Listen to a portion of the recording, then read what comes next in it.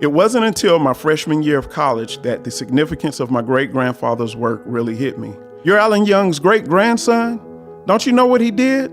Those kinds of questions started something in me that is still growing today. Sure, I had heard that my great-grandfather had a school for African-American children in the 1900s. What I didn't know was that it was the first of its kind in Wake Forest, North Carolina, where he lived. To say that Ailey Young was influential in Wake Forest and the surrounding communities is a huge understatement. Young revolutionized education for African American children by opening a school for them in 1905.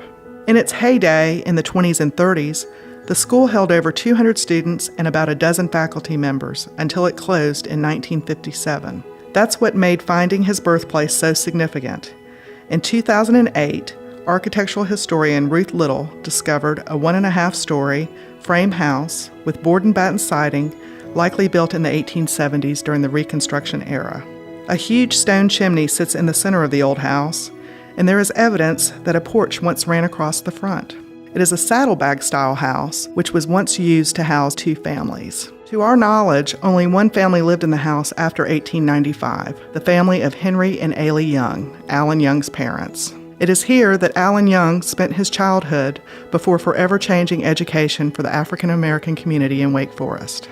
Even though an education was not available to him, a few professors from Wake Forest College gave my great-grandfather an informal education, preparing him to go to Kittrell College and Shaw University to study teaching, which eventually brought him back to his hometown to make a difference in education. He and his friend Nathaniel Mitchell founded the Spring Street Presbyterian Church in 1905. Later that year, Alan and other African American leaders organized the school and welcomed African American children to learn for the first time. Growing up, I heard about the school and I saw pictures that my great-aunt had kept through the years. I was thrilled when Wake Forest Mayor Vivian Jones got me connected with the restoration project. Alan Young's legacy has almost been lost in Wake Forest. The school, church, and his home are long gone. The restoration of Young's childhood home is such an important project.